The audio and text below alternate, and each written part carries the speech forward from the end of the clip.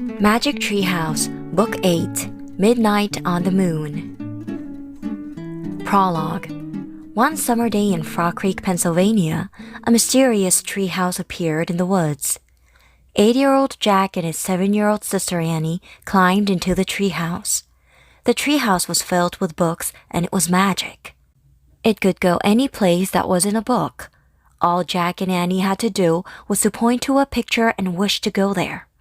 They visited dinosaurs, knights, an Egyptian queen, pirates, ninjas, and the Amazon rainforest. Along the way, they discovered that the treehouse belonged to Morgan Lefay. Morgan was a magical librarian from the time of King Arthur. She traveled through time and space, gathering books for her library. One day, Jack and Annie found a note that said Morgan was under a spell. Jack and Annie set out in the magic tree house to find 4 special things that would free her. With the help of a mouse named Peanut, Jack and Annie found the first thing in old Japan, the second in the Amazon rainforest, and the third in the Ice Age. Now Jack, Annie, and Peanut are ready to find the last thing, in Midnight on the Moon. Chapter 1. By Moonlight.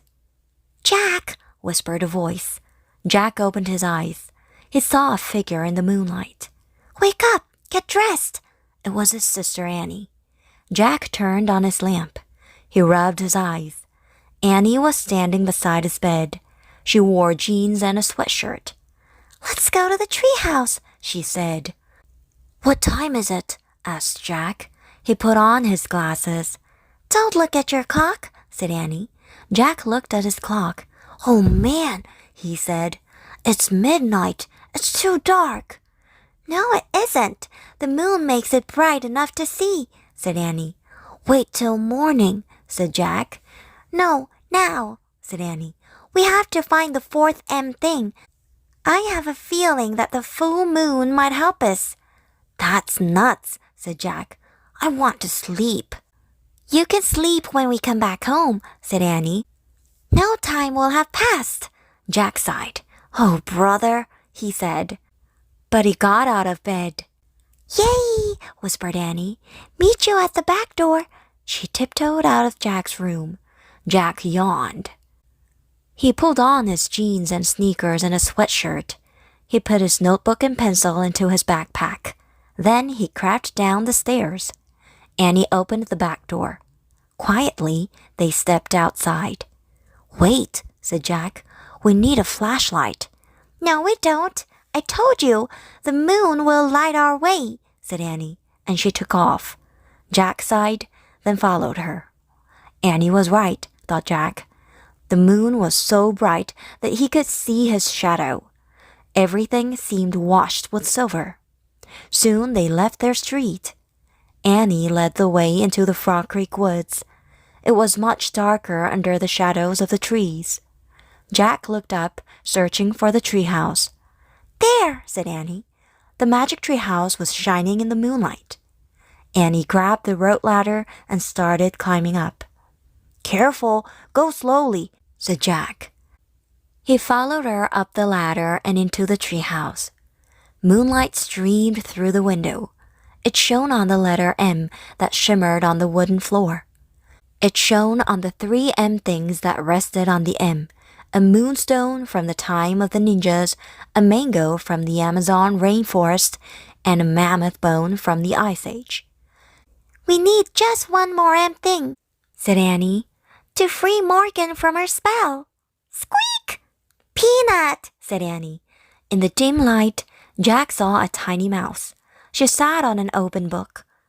"You didn't expect to see us this late, did you?" said Annie. She picked up Peanut, and Jack picked up the open book. "So where are we going this time?" Annie asked him. Jack held the book up to the moonlight. "Uh-oh," he said. "I knew we should have brought a flashlight. I can't read a thing." He could make out diagrams and shadowy pictures, but he couldn't read a word. "Look at the cover," said Annie. The letters were bigger on the cover. Jack squinted at them. "It's called Hello, Moon," he said. Annie gasped. We're going to the moon? Of course not, said Jack. It's impossible to go to the moon without tons of equipment. Why? There's no air. We couldn't breathe. Not only that, we'd boil to death if it was day and freeze to death if it was night. Yikes, said Annie. So, where do you think we are going? Maybe a place where people train to be astronauts, said Jack. That sounds neat, said Annie. Yeah, said Jack. He'd always wanted to meet astronauts and space scientists. So say the wish, said Annie. Jack opened the book again. He pointed to a picture of a dome-shaped structure. I wish we could go there, he said. The wind started to blow. The treehouse started to spin. It spun faster and faster and faster. Then everything was silent. Absolutely silent. As quiet and still as silence could be. Chapter 2. Space Motel. Jack opened his eyes.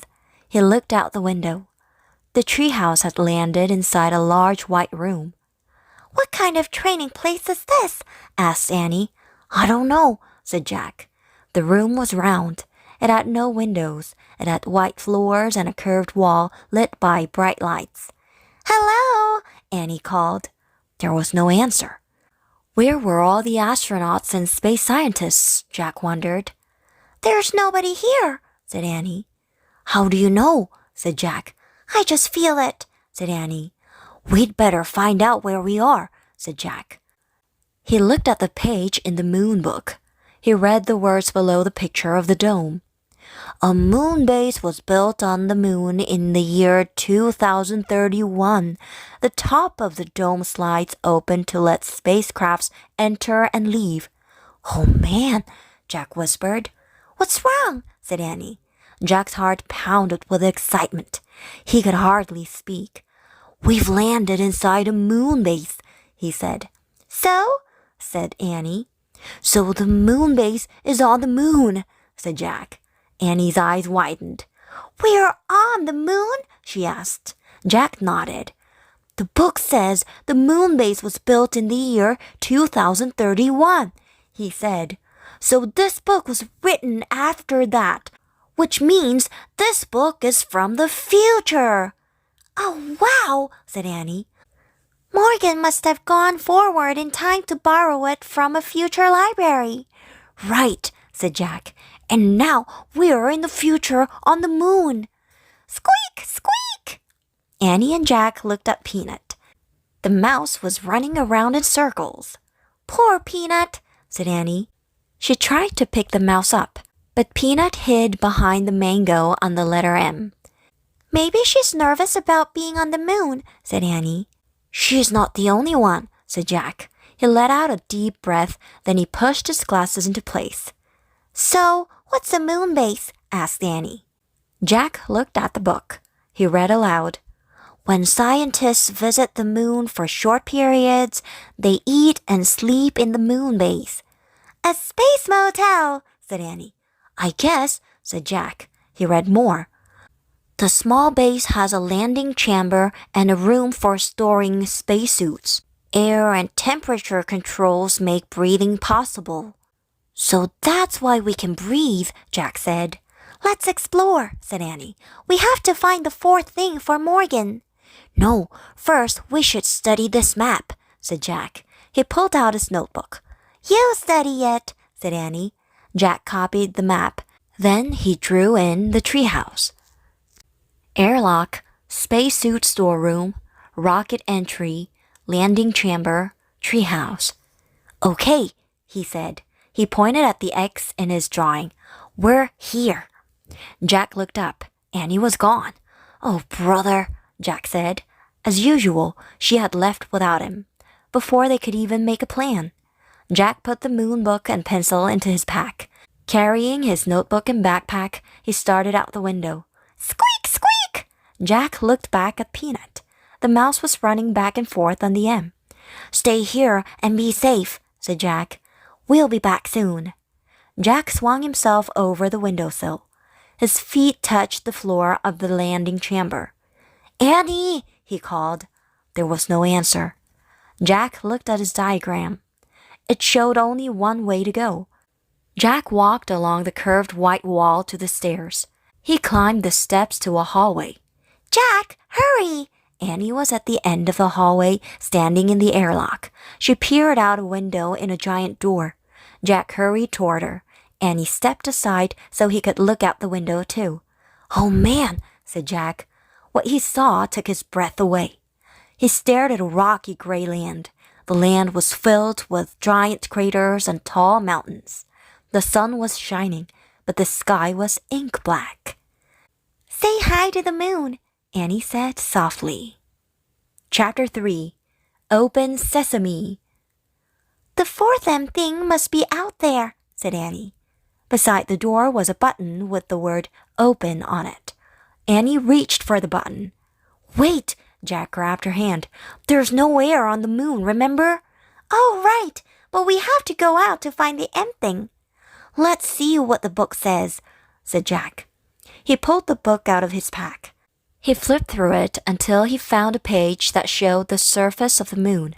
He read aloud, "It takes 14 Earth days to equal 1 day on the moon. No air protects the moon from the sun's rays, so daytime heat reaches 260 degrees. Jack looked at Annie. "I told you our blood would boil if we went out there," he said. "Yuck," she said. Jack read from the book again. "Moon scientists wear spacesuits, which have controls to keep them from getting too hot or too cold. They have tanks which provide air for 2 hours. "Where do we get spacesuits?" asked Annie. She looked around, then trotted back down the hall. "Maybe there?" Jack was studying his map. "Let's try the spacesuit storeroom." "Don't look at the map," said Annie. "Look at the real room." Jack glanced up. Annie was peering through a doorway off the hall. "There's a ton of space stuff in here," she said. Jack went to look. Bulky white suits hung from hangers. Air tanks, helmets, gloves, and boots sat in neat rows on shelves. "Wow, it's like the armor room in a castle," said Jack. "Yeah, with huge armor," said Annie. "Let's pick out the smallest stuff," said Jack. "The suits can go over our clothes." Annie found the smallest white suit, and Jack found the next smallest. They stepped into them. Then Annie locked Jack's air tank into place.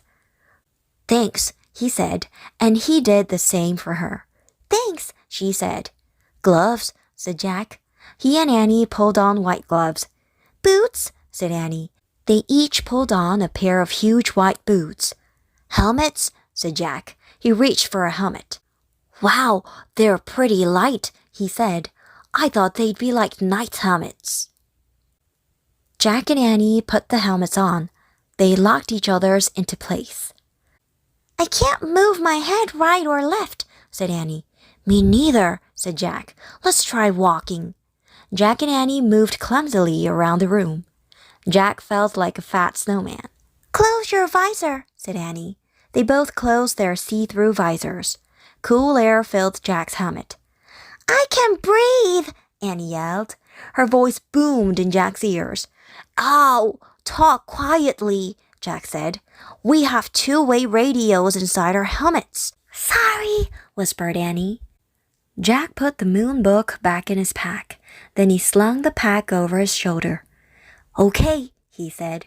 "Remember, we only have 2 hours of air in our tanks, so we need to find the fourth M thing really fast."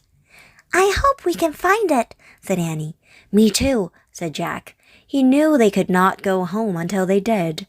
"Let's go," said Annie. She gave Jack a little push. "Watch it, no goofing off," he said. "We don't want to fall over in these suits."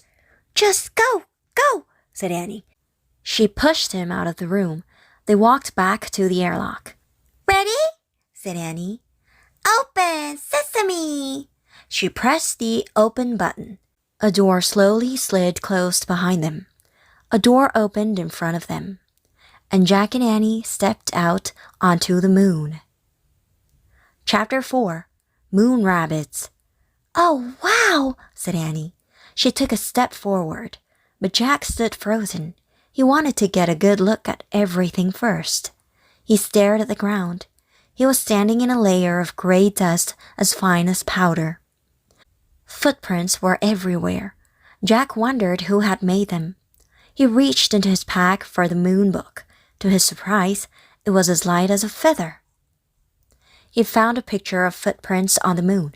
He read, "The moon has no rain or wind to blow the dust around, so footprints will never wear away naturally, not even in 1 billion years." "Oh man," Jack said. The moon was the stillest place he had ever been. It was as still as a picture, and its stillness would never ever end.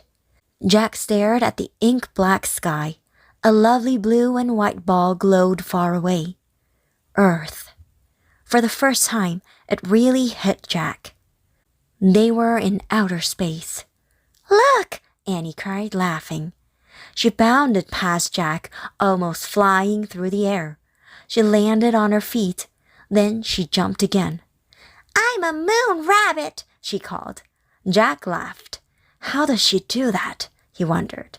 He turned a page and read, "A person weighs less on the moon because of the moon's low gravity and lack of air. If you weigh 60 pounds on Earth, you would only weigh 10 pounds on the moon." "Don't just stand there reading," said Annie, grabbing the book from Jack's gloved hand. She tossed it into space. It flew far away. Jack started after it. He bounded up and down. Boing, boing, boing. Now he felt as light as a feather. "Look," he called to Annie. "I'm a moon rabbit too." Where Jack's boots hit the ground, moon dust gracefully sprayed into space. The book had landed at the edge of a shallow crater. When Jack reached it, he tried to stop, but his feet slipped. He fell right over and lay on his side. He tried to stand, but he was off balance. He tried again, but the dust was just too deep, and his spacesuit was too clumsy. "You okay?" asked Annie. "I can't get up," said Jack. "You shouldn't have been goofing off," said Annie wisely. "You goofed off first," said Jack. "Now help me up, please."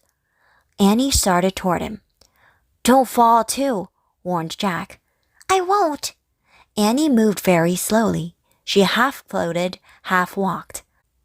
"Give me your hand," she said. Annie grabbed Jack's hand. She pressed her boot against his and pulled him up. "Thanks," he said. "No problem," she said. "It was easy. You were really light." "Thank goodness," said Jack. "It's impossible to get up alone." He picked up the moon book. It was covered with dust. He brushed it off. "Oh, wow! Look!" said Annie. She stood at the edge of the crater. "What is it?" said Jack. "A moon buggy," said Annie. The buggy was parked in the crater. It had 4 huge wheels. "Let's go for a ride," said Annie. "We can't," said Jack. "We just have 2 hours of air in our tanks, remember?" "I bet we'll find the damn thing faster if we take the moon buggy." Annie bounded into the crater. "But we can't drive," said Jack.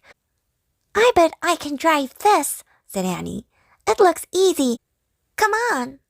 She jumped into the driver's seat. "But you don't have a license," said Jack. "Who cares?" said Annie. "There aren't any roads on the moon or stoplights or policemen either." She was right, Jack thought.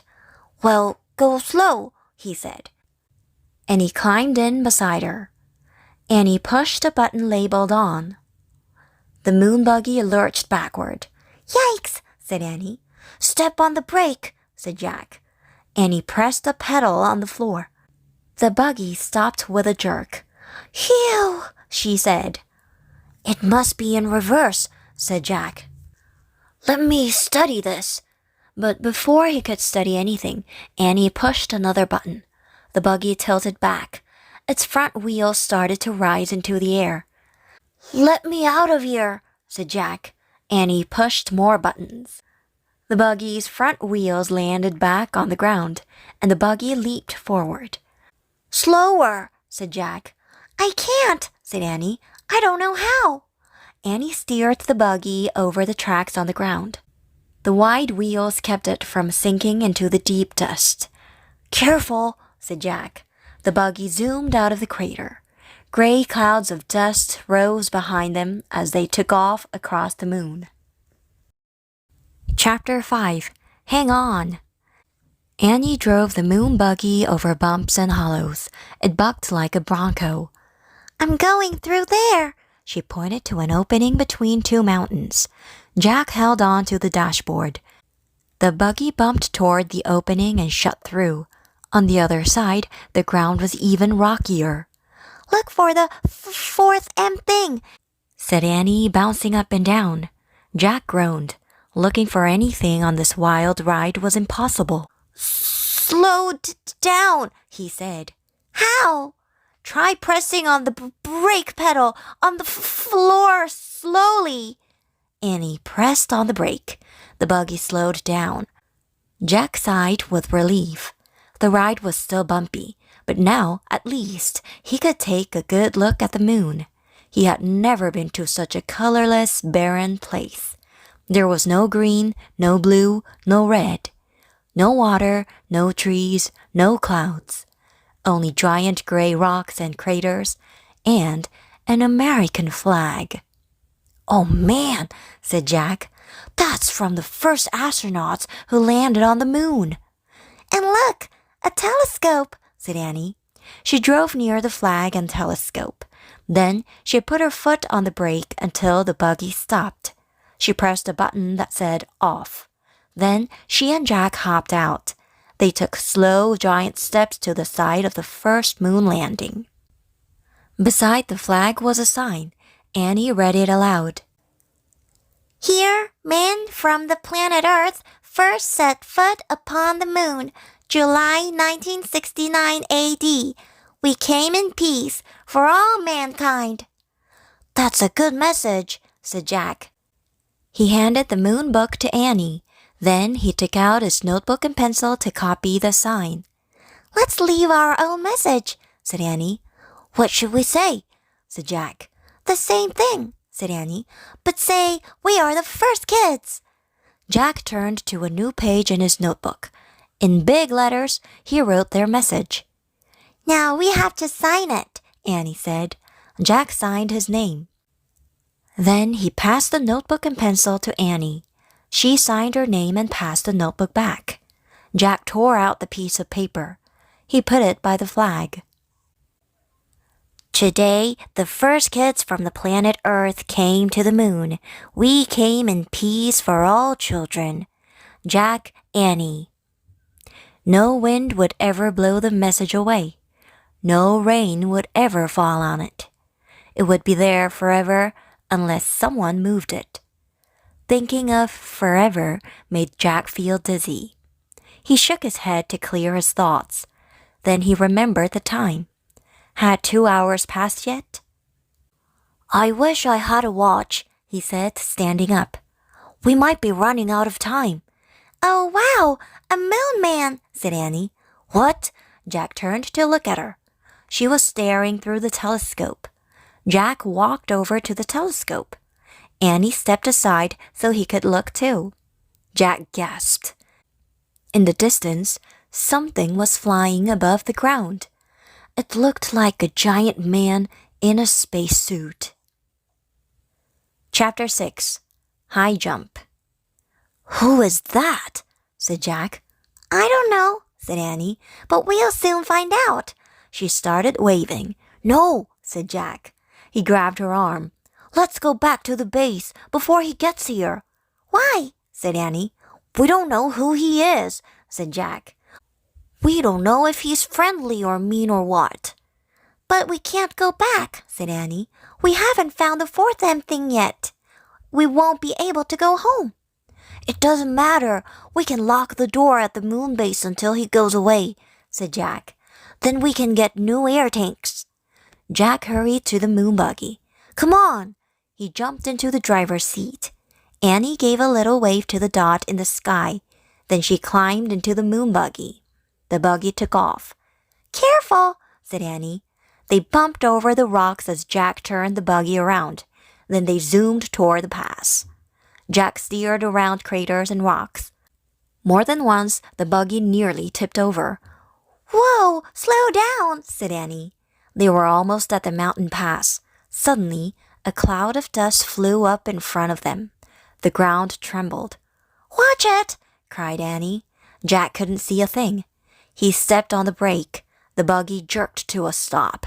The dust settled. A giant rock had fallen into the narrow pass. It was stuck between two walls of rock. They were trapped. Jack quickly found a picture of a giant rock in the moon book. He read aloud. "Rocks of all sizes crash into the moon from outer space. These rocks are called meteorites." "We're lucky that meteorite didn't land on us," said Jack.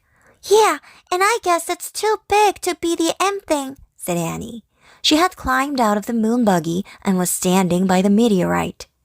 It was more than twice as tall as she was. Jack looked at the black sky.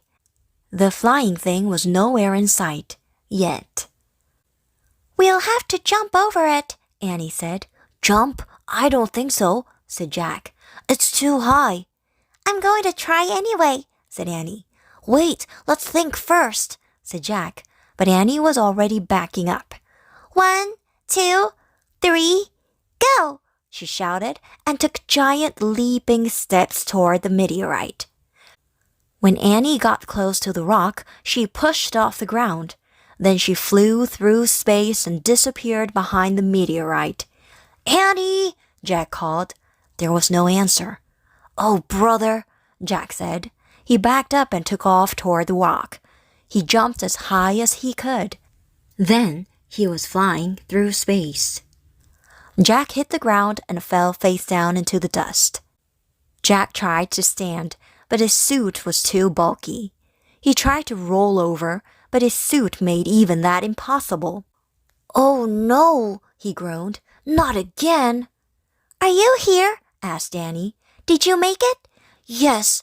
Jack was relieved to hear her voice, but he couldn't turn his head to see her. He only could hear her over the radio. "Can you help me up?" he asked. "Nope," said Annie. "Why not?" "I fell down too," she said. "Oh, brother," Jack sighed. "Now we are really in trouble." He tried to stand again and failed. "Can you see anything?" he asked. "Just the sky," said Annie. "Wow, is it weird?" "I'm worried about our air tanks," said Jack. "I feel like it's been 2 hours." "Jack," said Annie. "And what about that moon man?" said Jack. "Where did he go to?" "Jack," whispered Annie. "What?" "He's here," she said. "The moon man is here." "What?" "He's standing above me." Chapter 7. The Moon Man. Jack's heart nearly stopped. He could hear Annie talking. "Hi," she said. "We come in peace." There was silence. Then Jack heard Annie say, "Thank you. I have to help my brother up now." A moment later, Annie rolled Jack onto his back. She grabbed his hand and pulled him up. "Thanks," said Jack, once he was standing. The moon man was a few feet away. His face was hidden by a metal visor. He looked like a spaceman. A huge spaceman, with a giant tank on his back. It was as big as a refrigerator. "That's a jetpack," said Jack. "I've seen pictures of future astronauts flying with those things. It's like a mini spaceship, right?" The moon man didn't answer. "I don't think he can hear us," said Annie. "He's not hooked up to our radio." "Oh, right," said Jack. "I'll write him a message." "Good idea," said Annie. Jack pulled out his notebook and pencil. He wrote, "We are Jack and Annie. We come in peace from America. Who are you?" Jack handed the notebook and his pencil to the moon man. They looked tiny in his big hands. The moon man looked down at the message. He looked at the tiny pencil. Then he turned the notebook over. Jack and Annie watched as the Moon Man put the pencil to the paper. He was writing something very carefully. Finally, he gave the notebook back to Jack. Jack and Annie stared at the marks. "Stars," said Annie. "He drew stars." "Maybe it's a space map," said Jack. "Space map?" said Annie. "Hey, Jack, map starts with M." "Oh, wow," said Jack. "This must be the fourth M thing."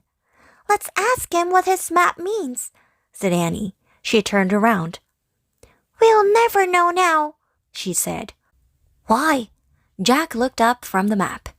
"That's why," Annie pointed. The Moon Man was flying over the mountains. "Thanks!" Annie cried. Chapter 8. One Star to Another. "Who was that guy?" said Jack.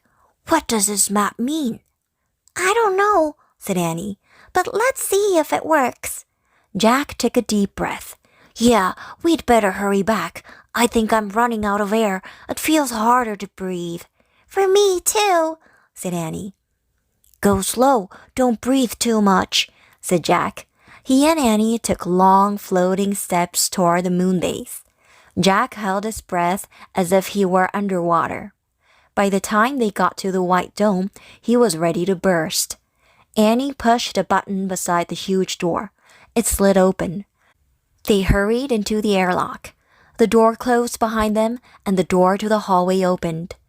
Jack opened the visor of his helmet. He took a long, deep breath and let it out. "Ah!" "Let's get out of these suits," said Annie. "Good idea." Jack was dying to free his arms and legs.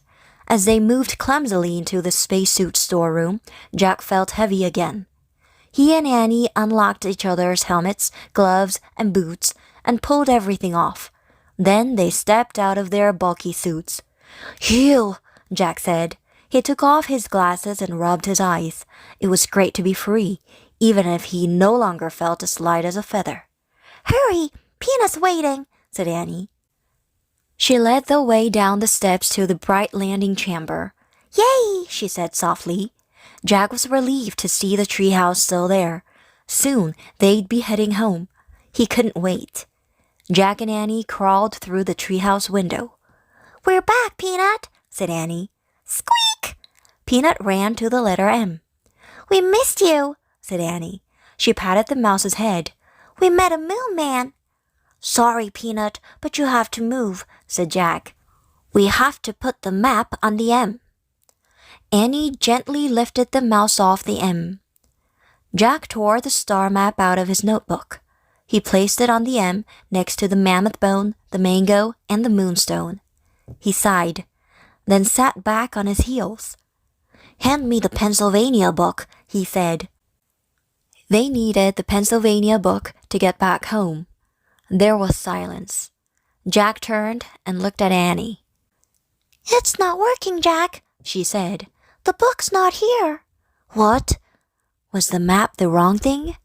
They looked around the treehouse. "It's definitely not here," said Annie. "Oh no!" Jack's heart sank. He picked up the star map and stared at it. "Squeak! Squeak!" Peanut jumped out of Annie's arms and scurried back to the letter M. "I've got an idea," said Jack. He reached into his pack and put out his pencil. "What are you doing?" said Annie. "You know how you draw a constellation?" said Jack. "You connect all the stars. What happens if we try that?" He drew a line from one star to another. He kept drawing until all the stars were connected. "Let me see," said Annie. Jack held the paper out so they could both study it. "It looks like a mouse," said Annie. "Yeah," said Jack. "Is there such a thing as a mouse constellation?" said Annie. "I don't think so," said Jack. "Squeak!" Annie and Jack looked at Peanut. She was standing on the M. "Oh, wow, Jack," Annie whispered.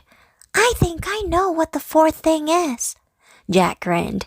"Me too," he said. "It's a mouse," they said together. "Squeak, squeak!" "Maybe the spell is moonstone, mango, mammoth bone, mouse," said Annie. Jack touched each M thing in turn as he whispered, Moonstone, mango, mammoth bone, mouse. Let's say it over and over and see what happens, said Annie. Together they chanted. Moonstone, mango, mammoth bone, mouse.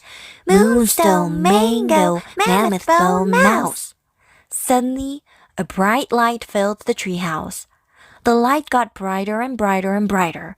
The brightness was blinding and whirling. The air spun with brightness. Then everything was clear. Peanut the mouse was gone. And Morgan Lefay stood before Jack and Annie. Chapter 9. Morgan. Thank you, Morgan said softly. You have freed me from the magician's spell. Jack just stared at her. You were Peanut? Annie said. Morgan nodded and smiled. Really? You were with us all the time? Said Jack. On all our missions? Morgan nodded again. Why did we have to go on this mission to find a mouse? Said Jack. If you were always with us. To break the spell, we had to be on the moon, said Morgan. You could have broken it the minute we arrived. Oh, that's what you were trying to say, said Annie. We didn't have to leave the moon base at all. Morgan nodded, smiling. But the moon man came along to help us, said Annie. He drew a constellation of a mouse. Is he a friend of yours? Morgan shrugged. Let's just say we had a little talk. He stopped by the moon base while you were out. The same way you had a talk with the ninja master, right? Said Jack. And the monkey and the sorcerer. Morgan nodded. I always squeaked to the ones who helped you. But how did they understand you, a mouse? Said Jack. Morgan smiled again. Certain wise ones understand the language of little creatures, she said. I bet it was you who turned the pages of the books, said Annie, to show us where to go next. Morgan nodded. But who turned you into a mouse? Said Annie. Morgan frowned. A certain person who likes to play tricks on me, she said. His name is Merlin. Merlin, said Jack, the greatest magician who ever lived. Morgan sniffed. He's not that great, she said. He doesn't even know I have 2 brave friends who help me. Us? Said Annie shyly. Morgan nodded. And I thank you both with all my heart. You're welcome, said Jack and Annie. Morgan handed Annie the Pennsylvania book. Are you ready to go home now? She asked. Yes, said Jack and Annie. Annie pointed to a picture of the Frog Creek woods. I wish we could go there, she said. The treehouse started to spin. It spun faster and faster and faster. Then everything was still. Absolutely still. But only for a moment. Chapter 10. Earth Life. The midnight woods woke up. A breeze rustled the leaves. An owl hooted. The sounds were soft but very alive. Jack opened his eyes. He pushed his glasses into place. He smiled. Morgan was still with them. He could see her in the moonlight. Her long white hair was shining. Morgan, can you and the treehouse stay here? Said Annie. In Frog Creek? No, I must leave again, I'm afraid, said Morgan. I've been gone from Camelot for a long time. She handed Jack his pack. She brushed his cheek. Her hand felt soft and cool. A bit of moon dust still on you, she said. Thank you, Jack, for your great love of knowledge. You're welcome, said Jack. Morgan tugged on one of Annie's braids. And thank you, Annie, for your belief in the impossible. You're welcome, said Annie. Go home now, said Morgan. Jack smiled. Home was Earth, that bright, colorful world where everything was alive and always changing. Bye, Morgan, said Annie. She started out of the treehouse. Jack looked back at Morgan. "Will you come back soon?" he said. "Anything can happen," said Morgan. "The universe is filled with wonders, isn't it, Jack?" He smiled and nodded. "Go now," Morgan said softly. Jack followed Annie down the rope ladder. He stepped onto the ground. The wind started to blow. The tree started to shake. A loud roar filled Jack's ears. He squeezed his eyes shut.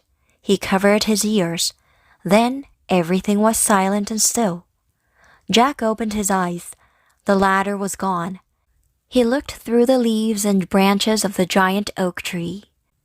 Where the treehouse had been was only moonlight now. "Bye, Morgan," he whispered sadly. "Bye, Peanut," said Annie. Jack and Annie stared at the top of the tree for a long moment. "Ready?" said Annie. Jack nodded. They started for home. The midnight air felt cool and moist.